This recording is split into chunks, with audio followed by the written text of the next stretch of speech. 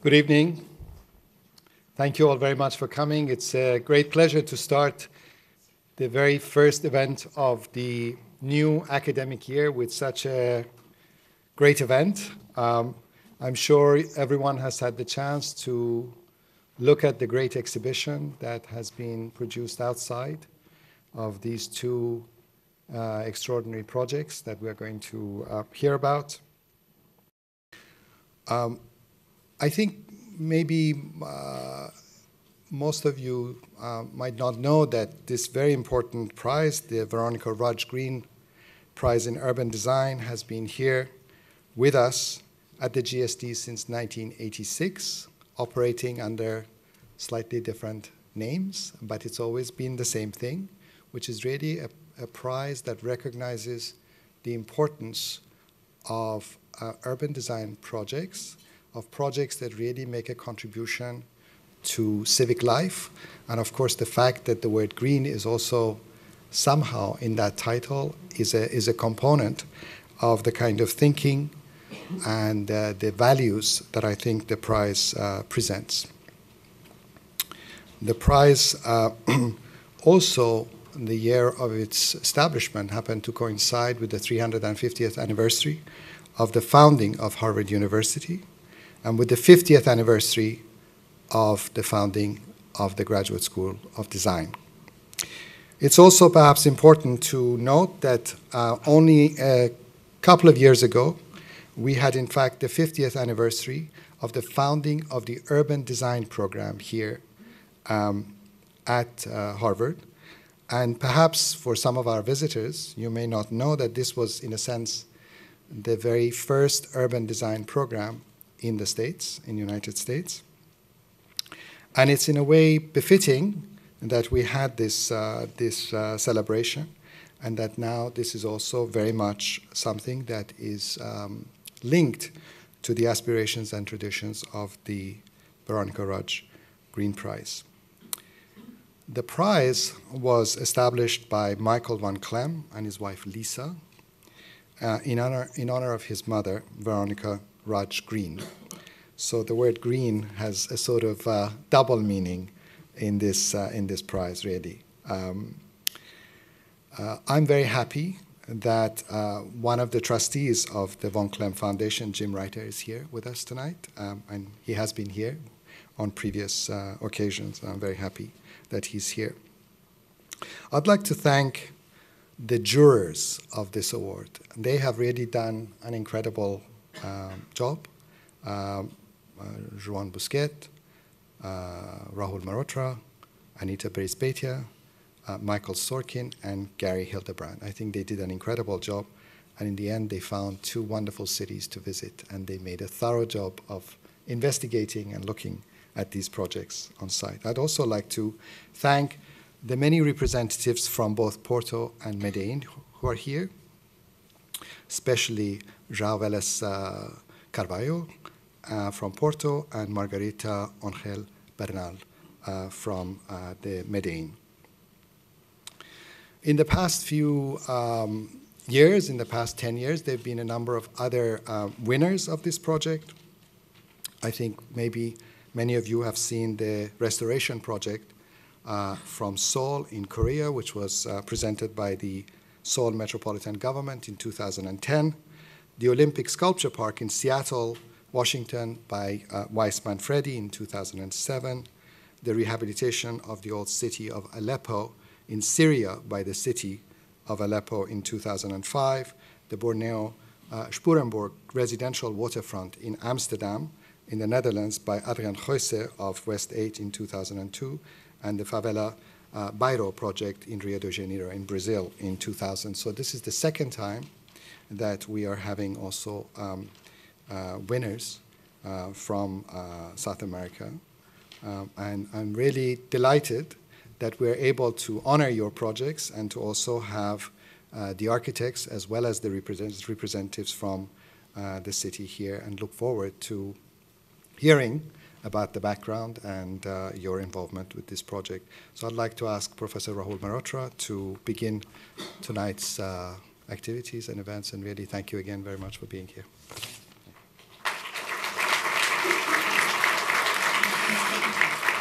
Thank you, Mohsen. Thank you, and good evening.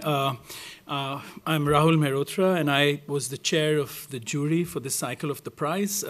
Mohsen introduced the jurors, Anita Beresbeta, who's professor of landscape architecture, Jean Busquets, professor in the practice of urban planning and design, and he's been a former chair of the jury, Gary Hildebrand, who's adjunct professor of landscape architecture, Michael Sorkin, distinguished professor of architecture and director of the graduate program in urban design at the Ann Spitzer School of Architecture, and it's been a tradition to have one reviewer from outside the GSD, and Michael was that one, just to give us a reality check.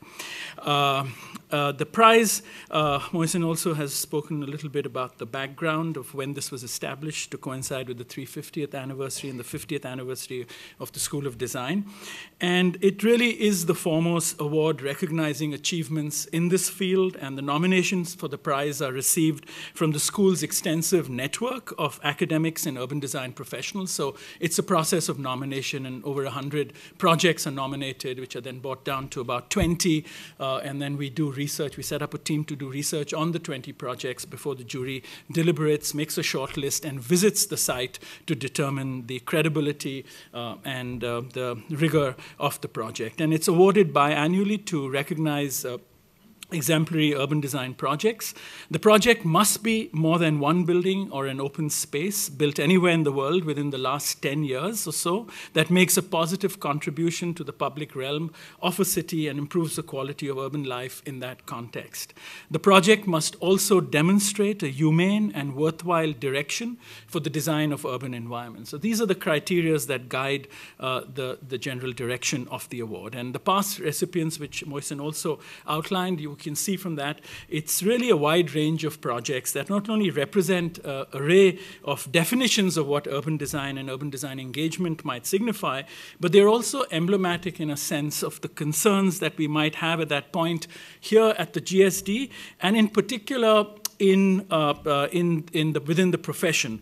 It sort of reflects what we believe are the critical questions that face the built environment at that point in time, and that need to be brought to the attention for the common good of cities and urban design practice around the world.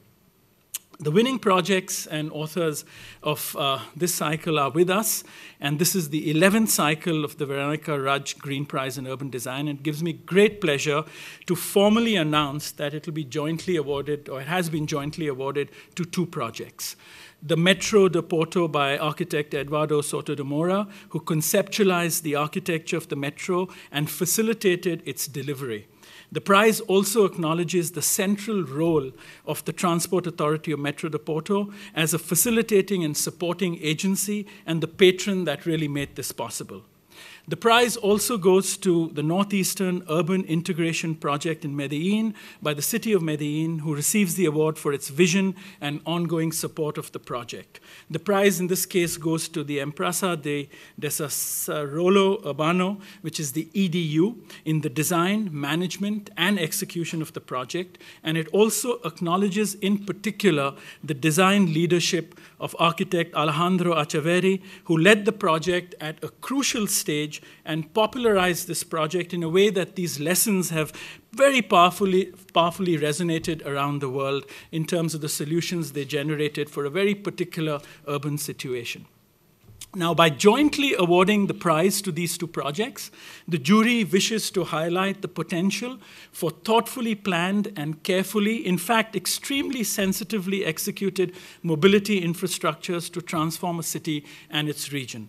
Mobility infrastructure is the best and most effective form of indirect subsidy to housing and jobs, which form the essential ingredients of any healthy city. Both these projects amply demonstrate just this essential idea in city making. Furthermore, the extent to which these projects harness the deployment of new infrastructures as an opportunity to repair and regenerate the city through carefully articulated design interventions is particularly valuable within the global context of contemporary urbanization. These two works frame a narrative about mobility that goes beyond physical movement to discourses of social mobility and the regeneration of civic space. That they occupy vastly different contexts really strengthens for the jury this narrative.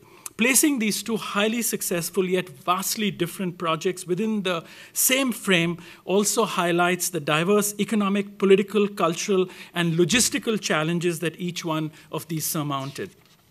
The contribution of these projects have made to contemporary urban design practice has been explored in the exhibition that you see out in the foyer, Transformative Mobilities, Porto and Medellin, and it's going to run till October 13th. After the ceremony, we'll move there for a formal opening of the exhibition and a celebratory reception.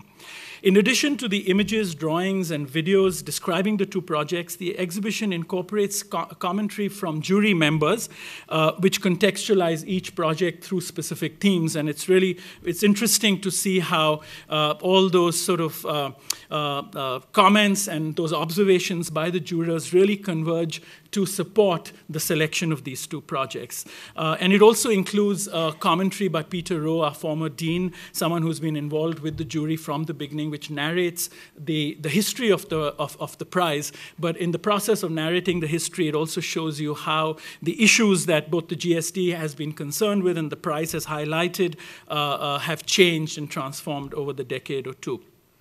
So, heartfelt congratulations to the representatives of both teams who have graciously come here and made the effort to be here, to these two remarkable projects that demonstrate a spectrum of replicable ideas, tactics, as well as strategies.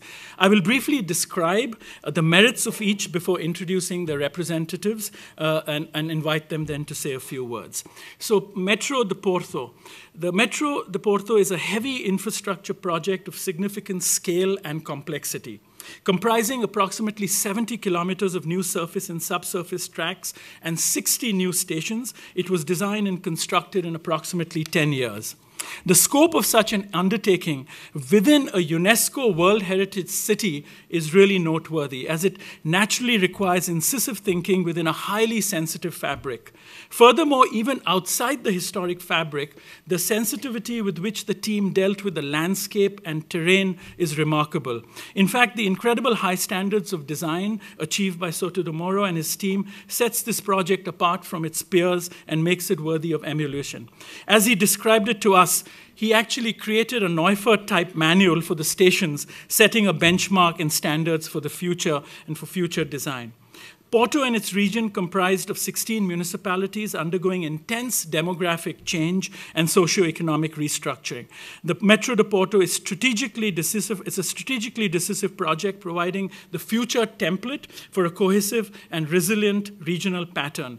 While mobility plays an important role in achieving this goal, the authority's decision to engage a designer such as Souto de Mouro's caliber has ensured the project's success at all scales.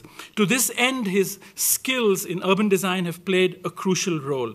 This form of patronage is also critical for the success of the project, and thus we commend the vision of the authority, the Porto de Metro. At the scale of the region, this project not only connects residents on the periphery with amenities and services in the historic city, it forges a collective identity through its negotiation of the region's unique geography. And the willful composition of individual stations in relation to that geography is quite amazing. Thinking sectionally and with great awareness of the geology of the place, the existing landscape, and opportunity to reclaim space for the city in terms of parks, open spaces, makes this project strategic in the broadest and most inclusive sense.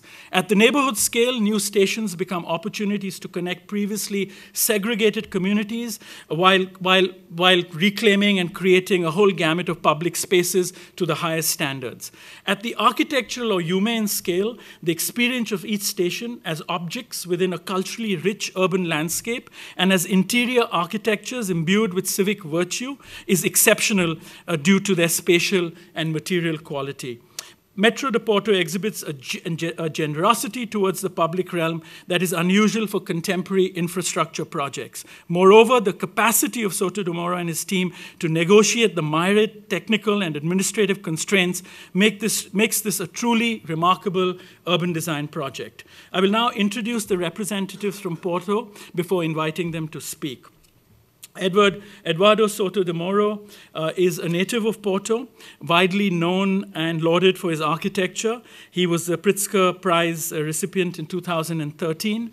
He has completed many large-scale architectural urban design projects in addition to the metro, ranging from beautiful small houses to stadiums and museums. He studied at the University of Porto, where he's currently a professor, and has been a visiting professor at design schools around the world, Geneva, Paris, Dublin, Zurich, Lausanne, and also here at the GSD. Recently, at a series of forums of the Wholesome Foundation on Sustainable Architecture, Souto de Moura stated, and I quote him, "For me, architecture is a global issue. There is no ecological architecture, no intelligent architecture, no sustainable architecture. There is only good architecture. There are always problems we must not neglect. For example, energy, resources, costs, social aspects. One must always pay attention to these," unquote. This truly exemplifies his approach and philosophy. The representative from Metro de Porto is João Carvalho, and Mr. Carvalho has many interests and trained in areas such as energy management, investment project analysis, capital markets, institutional funding for development projects. So he brings an amazing gamut of experiences to this project, which has, I think, contributed to his success. He has, since 1975, he's also been a professor at the institute there, which looks at scientific areas of strategic management, and he's been an adjunct professor there since then. Executive level advisor at several companies for strategic management, which has, I think, been a critical skill in making the success of this project. He has been since 2012 the chairman of Metro de Porto and the non-executive chairman of the board of transportation agencies that look at integration, that look at the bus system, and therefore create a synthesis of these intermodal sort of systems within it. So please join me in welcoming Mr. Eduardo Souto de Moura and Mr. Carvalho to say a few words. Thank you.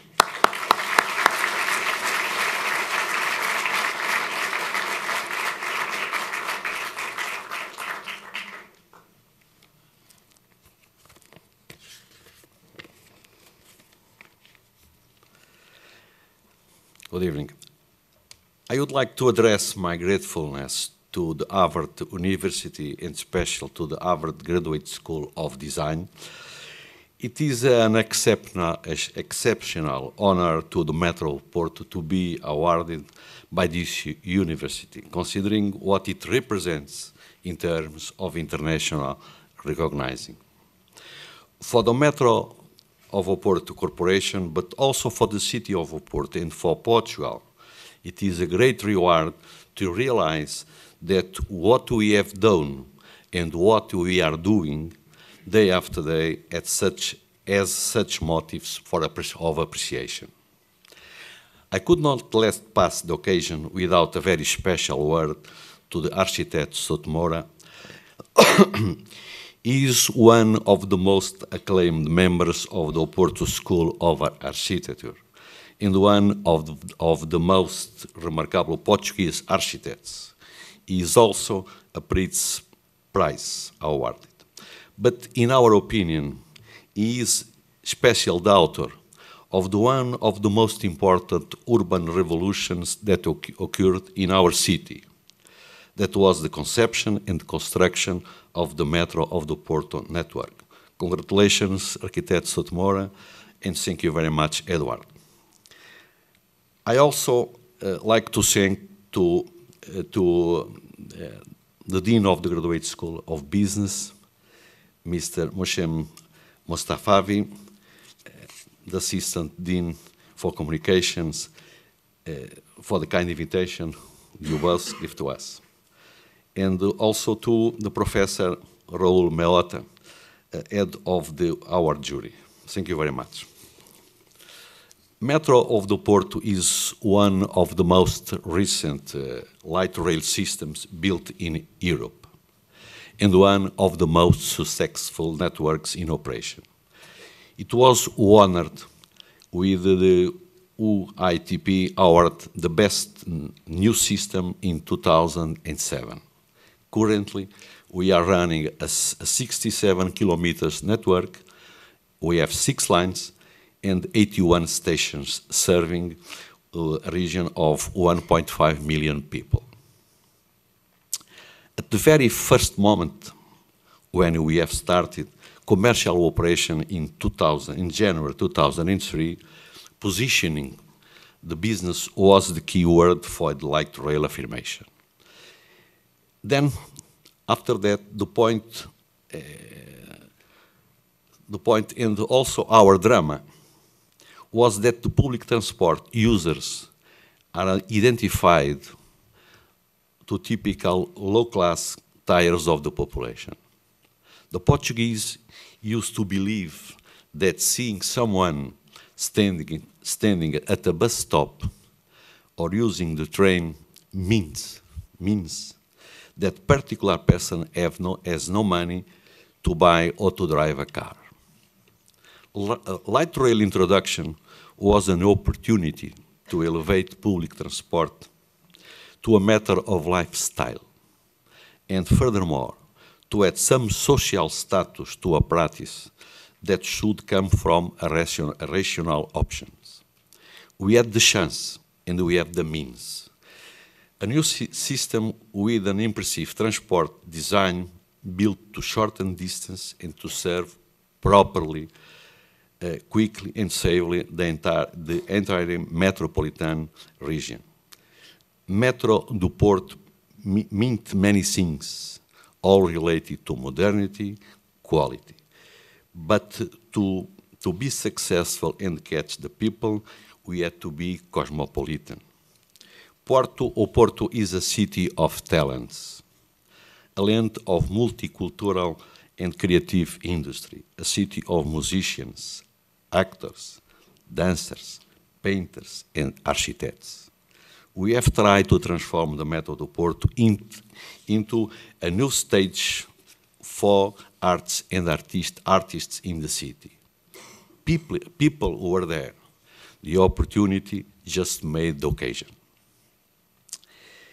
Metro do Porto promotes a new lifestyle for people, being present in all great mass events in every significant metropolitan celebration, from local holidays to student parties, from football matches to rock concerts. Here, I would like to notice that our metro stations, being above all part of a public transport system, they are also a touristic attractions in Porto. Lots of people from many sites around the world, individually or in group, used to travel to Porto to visit and to know our metro stations, looking for the work of our notable architects, and mainly for those stations projected by Mr. Eduardo Moura and Mr. César Vieira. What, as you can understand, is a great pride for us and for the city. We are proud to run a metro network that combines celebrations and expectations. Architecture, urban integration and design played a singular role in the success of the Metro do Porto.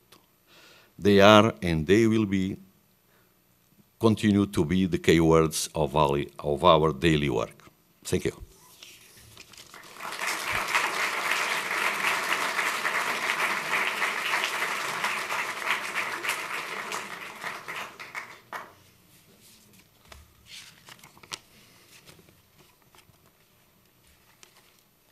Good evening. Excuse me, but I go to talk in Portuguese, and to be translated I prefer. Excuse me. Hoje, ao receber este prémio aqui em Harvard, Today, as I receive this award here at Harvard University, escola onde fui professor há 20 anos, an institution where I was a professor 20 years ago, é duplo prazer estar aqui. it's a double pleasure to be here. Primeiro, pelas pessoas que aqui conheci First, because of all the people who I had the pleasure of knowing, e que hoje são meus amigos, and today are also my friends, tais como such as Rafael Moneo, Jacques Herzog e Wilfried Wang. Rafael Moneo, Jacques Herzog, and Wilfeld Wang. Segundo, pelo reconhecimento, Second, for the recognition, depois de ter trabalhado 10 anos no projeto after having worked 10 years on the project e de o ter conseguido construir and having finally been able to build it em condições severas, under challenging financial situations e com uma grande complexidade técnica. and great technical complexities. A construção de território, de uma geografia, The construction of a territory and of a geography é obra coletiva de muitas instituições e pessoas, is a collective effort of many individuals and institutions, políticos, economistas, politicians, economists, engenheiros, arquitetos, engineers, architects, paisagistas e arqueólogos. landscapers, and archaeologists. Sendo por isto que este prémio é de todos eles. Therefore, this award belongs to them all. Como tal, gostaria de agradecer às pessoas As such, I'd like to thank all of those que decidiram fazer o metro, who decided to go ahead with the Metro project, desenhá-lo, designed it, construí-lo. and build it. Agradecer também ao júri que o elegeu.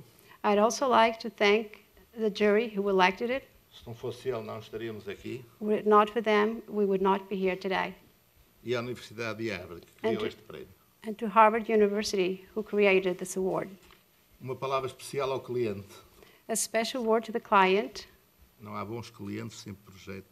Não há bons projetos sem bons clientes. There are no good projects without good clients. Aqui representado pelo Dr. João Carvalho, Here represented by Dr. João Carvalho, presidente do Metro, president of the Metro, o engenheiro Duarte Vieira, já falecido, to engineer Duarte de Vieira, who's passed on, e ao arquiteto Adriano Pimenta, and to architect Adriano Pimenta, aqui também presente, also present here, que coordenou o projeto de arquitetura,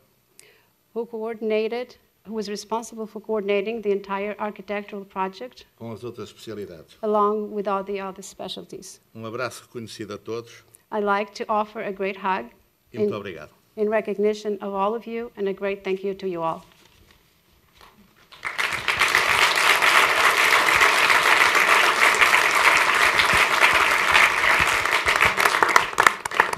Thank you very much. The prize for the project Medellin, the Northeastern Urban Integration Project. I'll say a few words before inviting the recipients to come and speak to us. So the Northeastern Urban Integration Project in Medellin, or PUI, was initiated by the city of Medellin in 2004 to harness the opportunities presented by the introduction of a metro cable, a new cable car project connecting 3 informal settlements to the metropolitan transit system. In concert with the metro cable, the PUI has made a significant contribution towards improving the quality of life for approximately 170,000 residents experiencing severe social inequality, poverty, and violence. The PUI leverages the economic benefits of new mobility infrastructures to incorporate marginalized communities into the city. By reducing travel time for these communities to the city center from over 1 hour to less than 10 minutes, the metro cable has enhanced access to employment opportunities and eroded and attempted to blur the boundary between the formal and informal city. Working with the community to conceptualize, develop, construct new open space networks within informal settlements, the designers of the project have sensitively integrated a mobility infrastructure of a substantial scale with various civic, commercial, and institutional functions. And this integration, which is embedding the infrastructure within the broader ecology of these settlements, is the biggest success of the project, because the project demonstrates that designers can make a significant contribution towards the strategic goals of large, socially complex projects by deploying strategies and processes that promote ownership by the community. The PUI is an exemplary strategy for civic regeneration where urban design is integral to the broad suite of tools for repairing the social fabric of the city. In fact, this project shows how mobility systems that are mindfully embedded in the broader ecology of the city can leverage their advantages much more powerfully than infrastructure that is simply superimposed and not rooted in the social fabric of a place. Such an outcome would not be possible, however, without the ongoing financial and administrative support of a visionary institute like the EDU and the city of Medellin. I would like now to introduce the representatives from Medellin, from the project, before I invite them to speak. The City of Medellin representative is Margarita Bernal.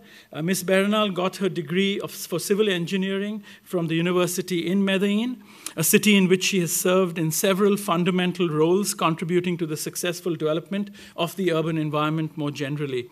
Starting her career in the 80s as a consultant and an academic, Margarita developed several meaningful studies in the field of transportation and its impact on urban projects in the city.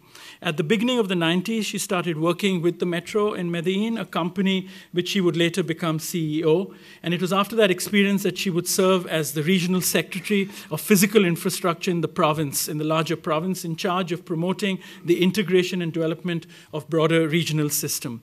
She currently serves as the chief of EDU, and it's the agency that's in charge of promoting urban projects which are representative of the public space and urban renovations within the city of Medellin. And besides serving her city, she is now also engaged with urban issues as a consultant in other countries such as Peru, Chile, and Spain, working on developing different discussions related to transportation and mobility in a broader sense. Alejandro Echeverri is an architect and an urbanist and a director of URBAM, the Center for Urban Environmental Studies at the University in Medellin. He obtained his PhD in urban planning in Barcelona in 2000 and directed the urban planning research group there till 2003.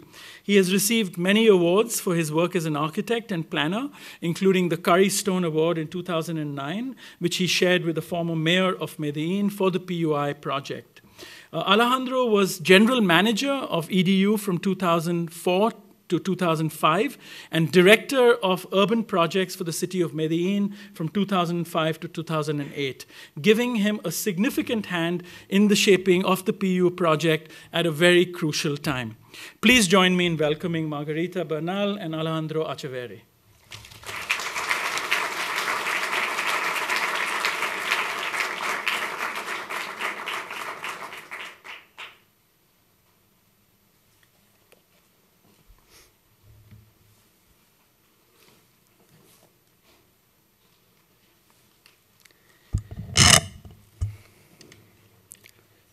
So thank you. I have a small presentation with some images. I am an architect. Yes. Here it is. Okay. So thank you to GSD, to Mustafa, to Rahul Mehrotra, and to Jury for give us the prize. It's an honor and it's very important to Medellin.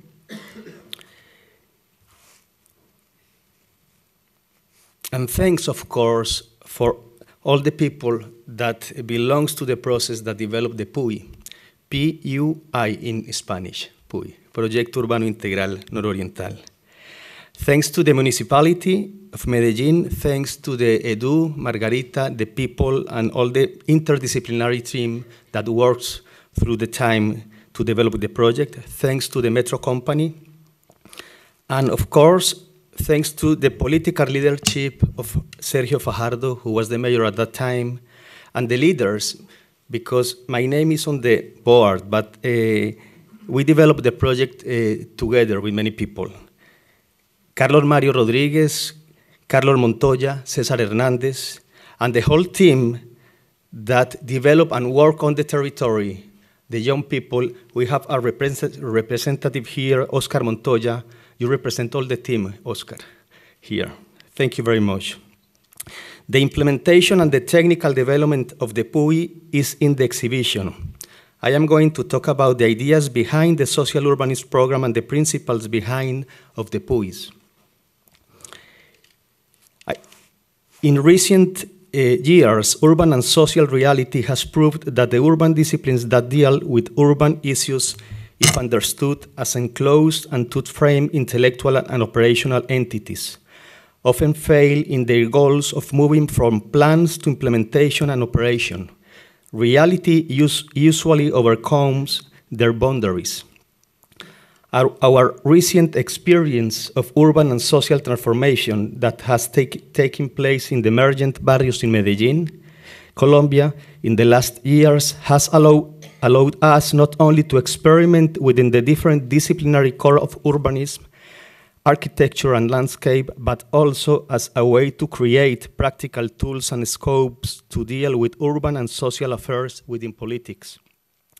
This operation has been possible by inserting using urban disciplines as political tools, with a high degree of porosity between disciplines to allow the free exchange of ideas and engagement among them. We define that process social urbanism. For that purpose, a political and technical instrument was created, the Proyectos Urbanos Integrales, PUI, where all the municipality offices operate simultaneously and coordinate within the same political and social goals and objectives on a precise territory. This operation have taken place in marginalized barrios, forgotten and stigmatized by society and government, many of them with drug crime-related violence, with a high rate of unemployment, and most of them disconnected from legal urban economical dynamics. It was not possible to deal such complex and lateral issues in a traditional way. It required a different approach. Many of them had no relation before to the barrios beside, so many of the traditional categorizations such as formal and informal, center and periphery were eliminated from the discussion for intellectual and ideological reason. This open approach allowed us to understand more freely many of the urban and social dynamics. 7 strategies compose the social urban program and the technical instrument of PUIs, are the ideas behind the exhibition and the technical implementation. 1, sons in action. 2nd, holistic processes. 3rd, link strategy projects. 4, towards a transparent city. 5th, quality and beauty. 6th, the neighborhood skin. And 7th, design of processes. 1, sons in action. Identification of city areas with emergent processes of change that have been excluded from formal operation, with marginal origins with a high source of conflict. The precise definition of boundaries and the area of action operates as a framing system. It allows a detailed dissection of local needs, the recognition of actors involved, and niche opportunity spaces. This frame facilitates the design of a dynamic and flexible process that has the ability to be molded according to the condition of the development or intensity of the operations. A political and institutional confluence of decision is needed in order to allow a narrowed and precise focus for the convergence of programs and projects. The complexity and diversity of different intervention and participation processes, the volume and diversity of urban architecture projects, and the new programmatic dimension require a prioritization of projects and territories. 2nd, holistic processes. PUIs have been the most efficient operated instrument to design and coordinate complex and holistic operational processes. In the development of its programs and works, almost all negotiation between defined local community leaders and stakeholders have taken place. It is a precise process composed by phases with visible and verifiable objectives. Actions and operation have been a simultaneous process that combines an injection of new and diverse programs with high impact as part of a draft of diverse and multi-scale urban architecture. This strategy combines high-impact strategy works with local processes and small-scale interventions, facilitating the articulation of government policies program with local initiatives. 3, link strategic projects. Zones in action are areas in evident stage of segregation. The main priority here is to break visible and invisible boundaries, and at the same time, to link communities with the rest of the city to transform social structures through the physical and to build processes for real social inclusion. These areas are not separate islands. If we look at them as integral parts of the city which have temporary problems of segregation, we can make an accurate reading of the expanded territory and identify places for opportunities to make links and located strategic projects. We have implemented 2 nexus project types in Medellin. To create a new connections, the cable car, bridge, pedestrian street connections, and to insert new programmatic spaces of encounter, library parks, public schools, big cultural facilities. Fourth, visibility towards a transparent city.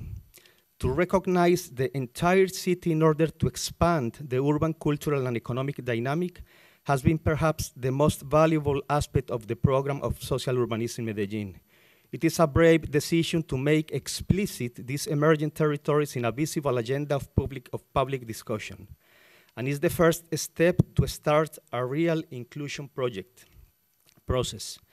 The new works of iconic architecture with comprehensive and integral services programs are also for all city inhabitants, and the new integrated transport system that travel over the skin of these barrios have been very powerful to start building bridges and visibility, more functional and real mental maps of the complete city. 5, quality and beauty for social inclusion. A strong bet for quality design and architecture in those emerging barrios have played a key role in the objective of creating a high sense of belonging, social recognition, and towards the development of mind-changing perception of the city and these neglected communities, looking for real mental inclusion and self-esteem. High-quality projects have been one of the reasons to achieve a high degree of sustainability and to trigger social appropriation of public space. We have pursued a big leap of forward towards an increase of quality for small interventions as sidewalk, borders, handrails, or public staircases. 6, healing the neighborhood's skin. A deeper and stronger impact has been accomplished in allowing people to meet in a public space without fear and to create everyday life spaces for sharing and meeting, to recover trust, civility, and safety. These conditions have more a profound impact in citizens' life than big infrastructure projects. The measure for urban interaction and increase of relation is visible in how much and in which ways people meet in the streets democratically. The intervention done is defined by a careful knowledge of the neighborhoods, urban tissues, and its local civic processes. It is a priority to make different pedagogical processes with the technical teams that are deployed in the territory in order to teach them and to learn the sounds of the streets. We don't see this strategy as moral or nostalgic approach, so we don't perform any reoperations, renovation, reconstruction. We rather insert processes and action for seeing the existing to the city dynamics as well as to stimulate urban cicatrization. The tone of the operation is closer to a process of infiltration. 7, the design of processes and mediation spaces. The strategic value of this urban architecture project is that they are understood as an idea framed to define a zone, to recognize social actors and agents in order to start process of dialogues and commitment. Without any doubt, the design of the processes in itself has been a major clue to set transformation goals in a precise political time frame. The project processes should be a dynamic space to allow identification and incorporation of new fluxes. It should be a porous and flexible space with a high ability to change and adapt. In conflict areas, it's fundamental to build spaces and processes for mediation partnership with the local cultural groups, community leaders, and key actors. Democracy in a city can be measured by recognizing the frequency and amount of agreements between different actors and social groups that did not have any contact before. Agreements and negotiations should take place between people with a visible face and not between institutions. For each zone in action, a visible face should be appointed as a recognizable leader as head of a high-quality team that represents an institution or management structure with the clear goals and objectives. The creation of an in-between space is what guarantees the success of the operation. Bottom-up initiative and top-down policies need to meet in a common ground as a new space that does not belong to any of the above, but is built by both parties involved in common interest with particular methods. Even though these strategies have proved to be efficient in a precise context such as Medellin and at certain time, it's clear that these strategies are still very fragile for two reasons. One is due to the politics and political discontinuity. The second, due to the lack of a critical and theoretical view for the construction of new theories in the academic environment and a lack of distance to understand what has been done. But we will have time to reinforce and observe city inhabitants as the real tester of the past interventions, allowing us to learn from them. Thank you very much.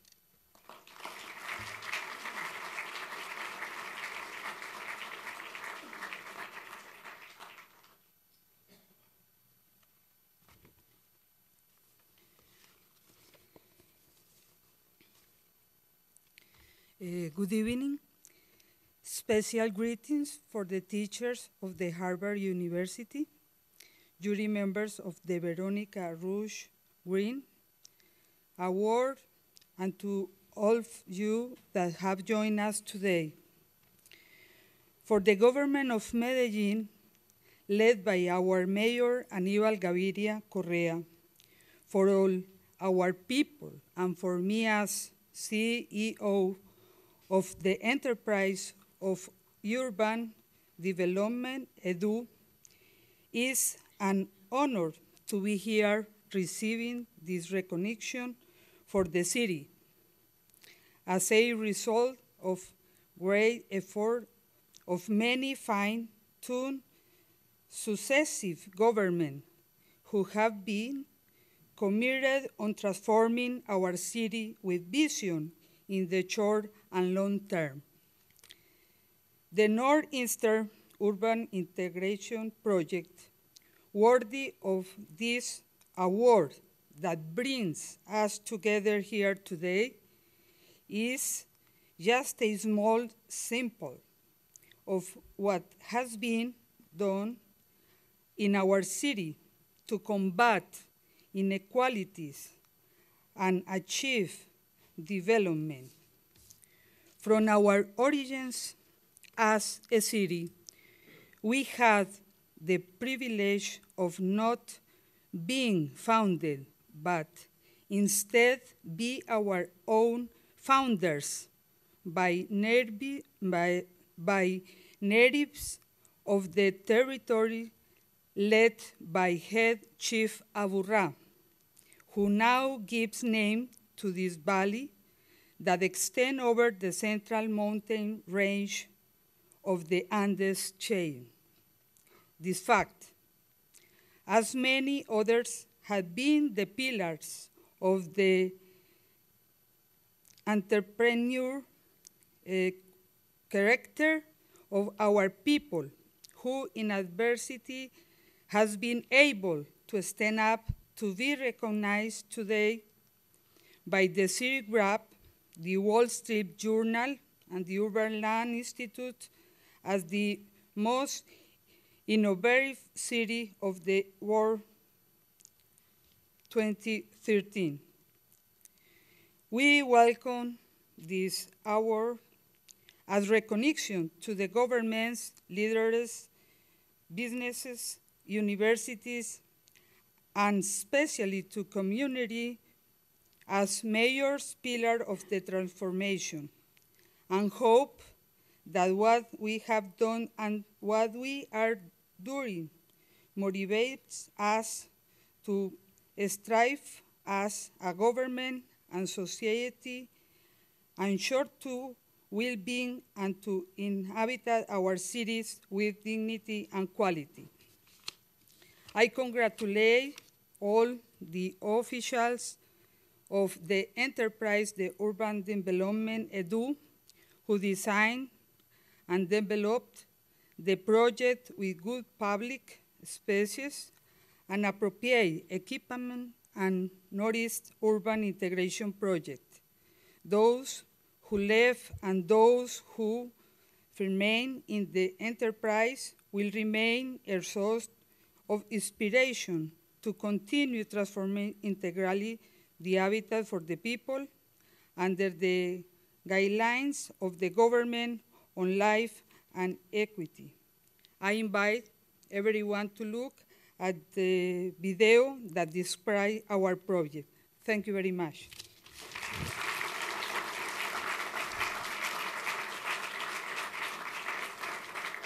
I'm sorry, we're a bit off sequence, but we're going to now view a film on the Porto metro. So I think, can we have that on, please? No? Okay. So there's a film on Medellin and Porto, I'm sorry.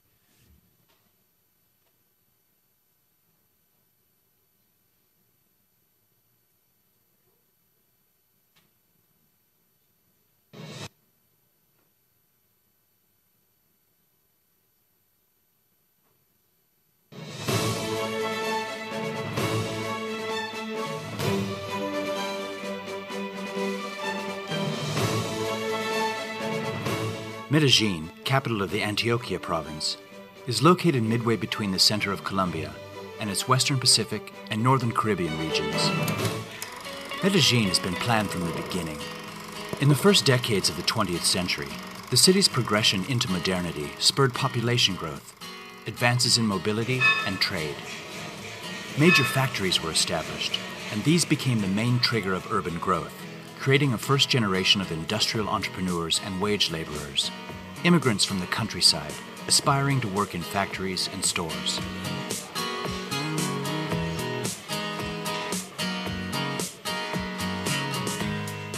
At the time, building was booming, and the farmers with no access to housing loans began to build irregularly shaped settlements on slopes and ravines. This havoc created physical, economic, and social integration problems, with high risk of environmental degradation and increased risks of poverty and inequality, which ultimately bred crime and violence.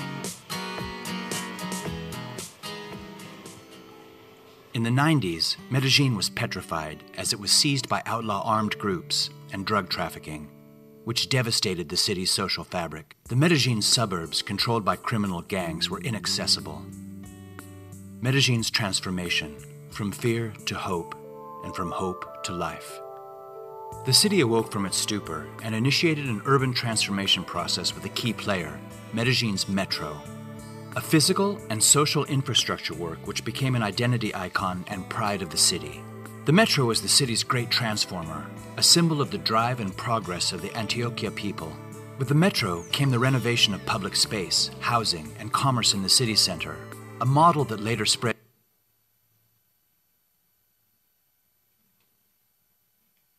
to the slopes with metro cable. This first mass transit system succeeded in breaking the isolation of the population on the outskirts of the city, ushered in institutional presence, control over the territory, and fostered justice and equity.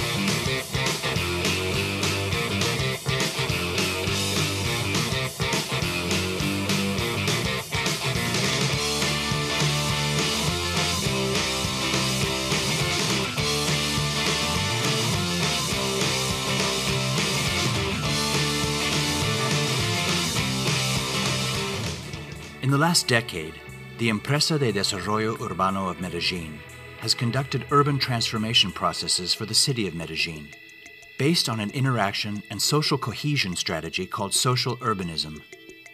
In the past year, this evolved into pedagogical civic urbanism, which seeks to promote culture in the territory by way of integral transformations of habitat for the people. Integral Urban Project in the Northeast.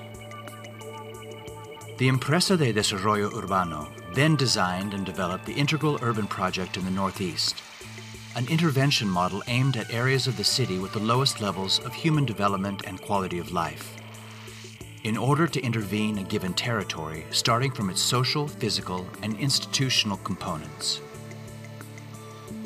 Todos los días era la violencia, las balaceras, era impresionante esos momentos de angustia, de desesperación. Era una comuna muy señalada en el mundo, no solamente en Medellín, sino en el mundo, porque se dice que Santo Domingo ha sido las peores familias que hemos vivido. La problemática cuando yo llegué al barrio, pues se carecía de todo, porque no habían vías, no habían instituciones educativas, no habían servicios públicos legalizados. Las calles eran en tierra, no estaban adoquinadas, no tenían pavimento. Las viviendas no tenían buena ventilación, no entraba, pues como decir, el sol eran más bien muy escondidas, entonces eran oscuras. Prácticamente nosotros aquí no teníamos por dónde caminar. Caminábamos por unos caminitos muy estrechitos. Llevar una hoja de vida era un pecado a una empresa, porque vivir aquí era un pecado. Calificados todos de violentos, de gente que no tenía la posibilidad de cambiar.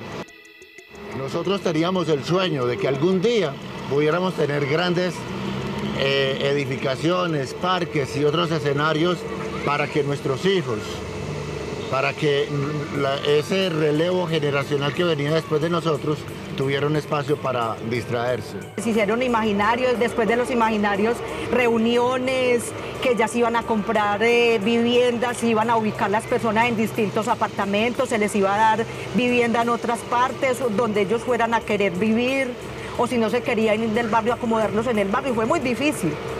Hacer como ese diálogo, esa transformación con la comunidad, a sensibilizar, a formar mesas de trabajo, a poner a la gente a soñar qué quiere hacer, cómo se sueña la zona, cómo se sueña el barrio, cómo se sueña el sector, cómo se sueña cada una de las cosas que tenemos en este momento. Luego ya venía la transformación de los hogares, construirlas que ya no fueran en ese cartón peltre que llaman, sino que entonces ya venían de madera, luego fueron de material de construcción. Fue una gran transformación y se benefició la misma comunidad porque la EDU buscaba de que los empleos fueran para personas de la comuna.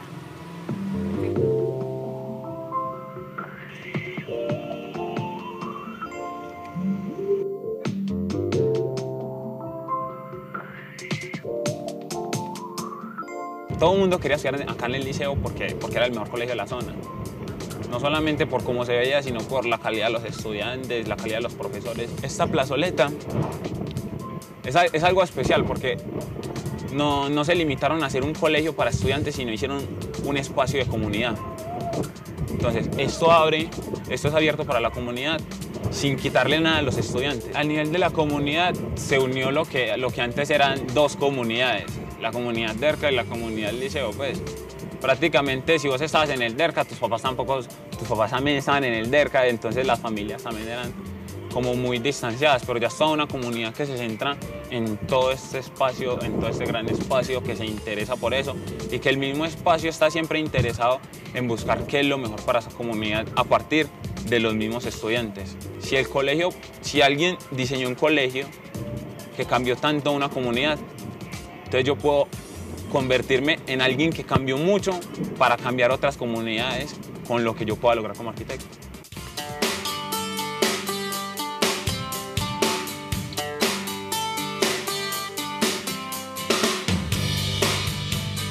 La empresa de desarrollo urbano se mostró, pues, se vino con toda para Santo Domingo Y lo más bonito, que trajo personas humanas al alcance de nosotros, que se entendieron con nosotros. Aquí es un sueño que no hemos despertado, porque el metrocable, imagínense ustedes el transporte con una mera vía, que es lo que tiene Santo Domingo, una sola vía troncal, que es la antigua carretera Guarne. Y la biblioteca también nos ha traído cultura, nos ha traído turistas, nos ha traído educación, muchas cosas. Y es como lo más hermoso pues que tiene Medellín, pienso yo, será porque es la de nosotros. Tengo hijos nacidos acá y educados acá y profesionales de acá. Yo siento sentido de pertenencia con mi barrio. Y en este momento podría vivir en otra parte, pero mi vida está acá. Acá es donde me amaño, acá es donde tengo mis amigos.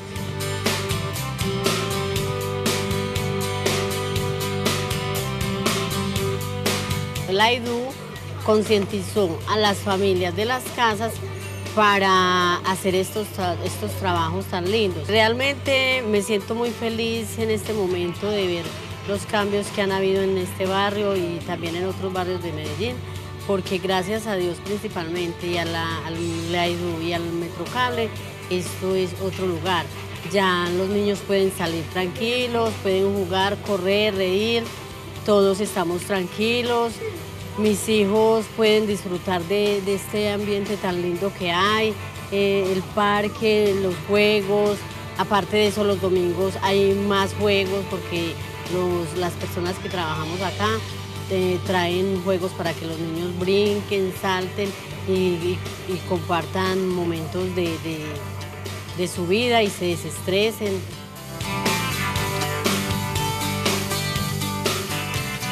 En los últimos años se ha visto una reforma completamente en el Parque La Candelaria. Fue algo muy lindo tener estos jóvenes todos como la oportunidad de tener donde distraerse. La biblioteca fue uno de los mejores regalos que llegó a Santo Domingo, porque tienen los niños su sala de internet, los jóvenes, los adultos. Entonces ha sido muy rico, donde las mamás, mientras están en CDESO, los niños están en biblioteca. Entonces ha sido un gran aporte. CDESO para mí es algo muy importante, porque de haber llegado a CDESO a formar parte de mi empresa, porque la alcaldía y CDESO son la matriz de mi empresa, es algo muy, muy, muy importante.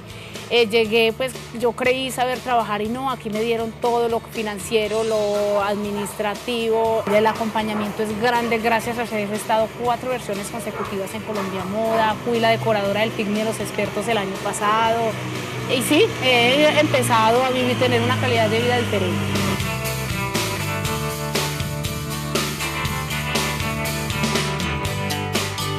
Las estaciones del Metrocable, Andalucía, Estación Popular y Estación Santo Domingo, se han convertido en puntos de referentes para crear unas nuevas centralidades en nuestros territorios. Tenemos el Metrocable, el Parque Lineal de la Herrera, el corredor de la 42B, donde son obras que transforman el territorio.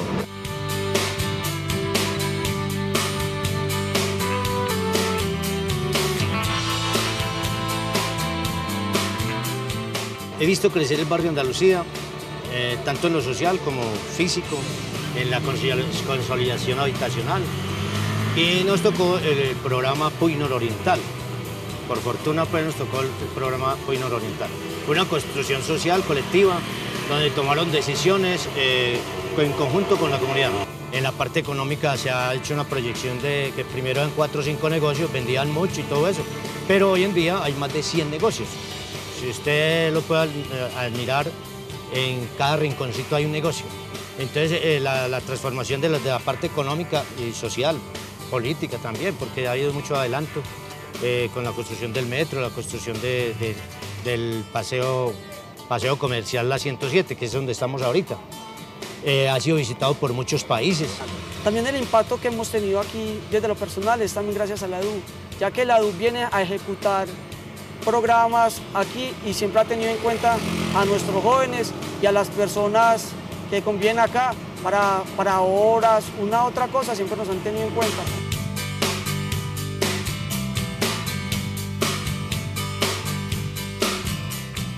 Se desarrollaron 3 proyectos de vivienda aquí en el sector, Juan Bobo 1, Juan Bobo 2 y el proyecto de conciliación habitacional de la Quebrada La Herrera, que es el que vemos al fondo.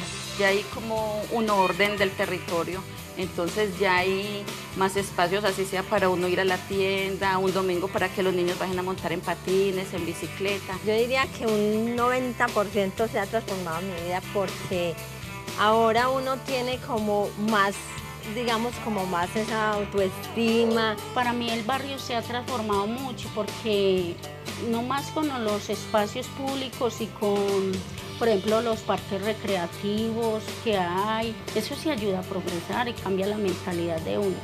Es más, yo me puse a estudiar. The Integral Urban Project incorporates all development elements simultaneously and well planned, with the execution of quality infrastructure works and the consolidation of a participatory project where communities are key players for development, with facilities and public space. In 2013, the Urban Land Institute and the Wall Street Journal magazine considered Medellín the most innovative city in the world. This award was granted for pioneering the development of urban centers with innovation, technological, industrial, commercial, environmental, housing, and mobility integration. The Empresa de Desarrollo Urbano has been the cornerstone for this recognition, seeing that it is and has been the executing agency of major physical infrastructure projects for the city administration. The urban transformation of Medellín continues, and it evolves with projects such as the Metropolitan Greenbelt, Urban Renewal, and Medellín River Park that will consolidate the city as a territory of life and equity with citizen participation, a balanced and participatory space where universities, businesses, the state, and citizens are the pillars of the development we seek. We have shifted from making interventions to performing integral transformations with all actors of society in order to live in a city with quality.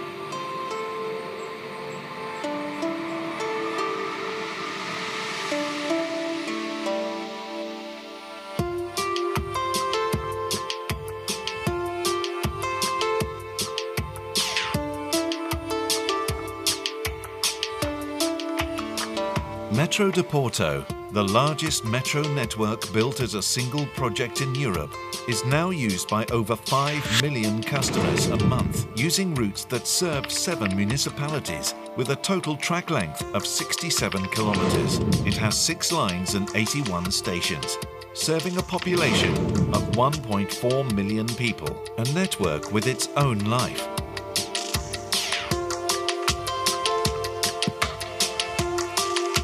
The Metro has a fleet of 102 fully ecological vehicles that can reach a maximum speed of 80 kilometers per hour, the fastest of all mass transit public transport systems, and is faster than the cars driven around the cities. Silent, with a modern design, that is perfectly integrated into the urban environment and at the forefront of technological innovation, the metro guarantees its customers total mobility and freedom of movement to any destination.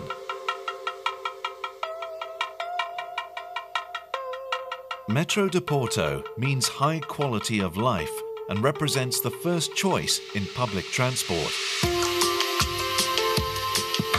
Speed, comfort, safety and economy are its main values. The overall customer satisfaction rate, which 2/3 under 35, is 81 points. The metro provides a public service to the metropolitan area and the country and offers discounts for children, students and senior citizens. While it has an important social function, the operation of metro is balanced and does not create a burden for citizens. On the contrary, its externalities represent annual gains of €340 for each inhabitant of the region.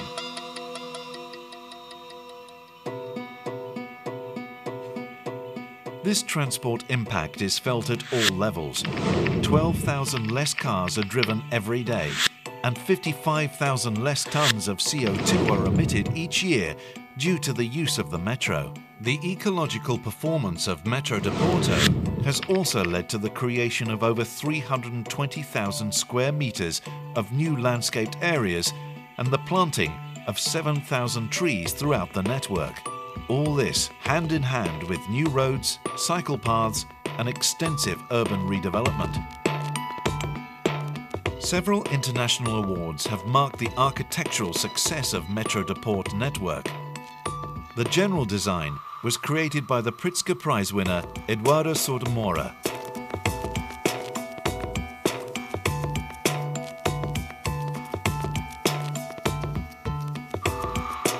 The metro network is now an indispensable part of the community with its own history and dynamism and contributes to the revitalization of the whole urban fabric. The metro makes the city.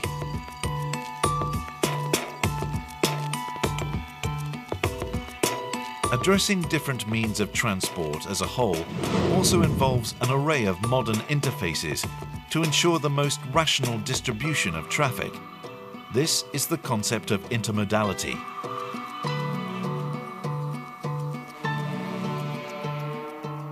The connections with 3 national rail network stations, with public and private bus networks, with more than 30 car parks, and with Porto International Airport reflects the intermodality implemented.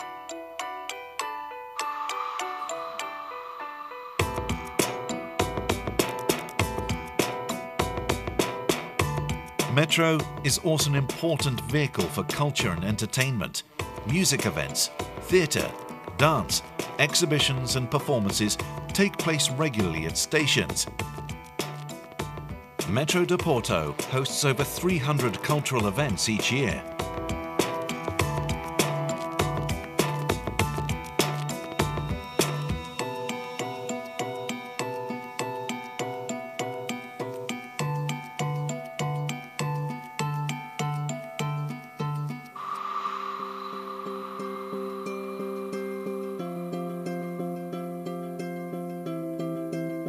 Metro is present at all major mass events in the metropolitan area, from university celebrations to popular festivities, from football matches to concerts. For this reason, public transport has gained considerable support and users since the metro first opened. Figures show an increase in the use of public transport of more than 20% in recent years. A larger network, a better network. Since the completion of the first phase of the network, Metro has continued to expand. The opening of the new Orange Line in 2010 and the extension of the Yellow Line cover significant new geographical areas and respond to a strong upward trend in demand. More than ever before, the Metro is for everyone, everywhere, and at all times.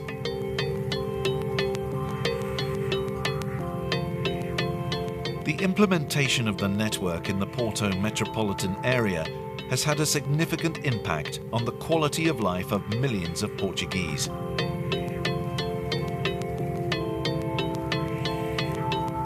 Metro de Porto combines high expectations with good results, associating a high-performance service with a strong sense of social responsibility.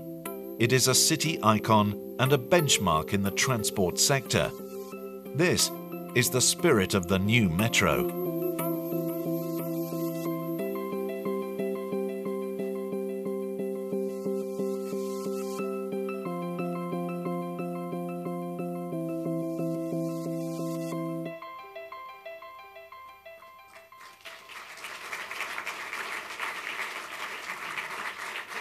Thanks. The films weren't originally part of the program, but I'm glad we saw them because it's wonderful to put images, moving images, to these projects. And so what I think we'll do is forego the questions. I think you'd all be better off actually asking questions and talking to the speakers at the reception. But before I invite you all out to join us for drinks at the exhibition gallery, just some thanks. I want to start by thanking our Dean Moisen for supporting this whole process, the Green Prize, and facilitating all of this. The jurors, Anita, Gary, João, Michael, for all the effort you've sort of put into making this happen, looking at the projects, the research. It's been quite a process. James Witten, who was our research associate, who supported the shortlisting process with research and backup, which was very important for this whole process. And then Dan Borelli, who designed and executed and pulled off this exhibition, 2 projects with sort of lots of things to collate. So thank you, Dan and Chantal and Ben for organizing this event and making it possible. And lastly, and most importantly, I want to congratulate and thank the recipients of the award, and thank you very much for coming here. Thanks.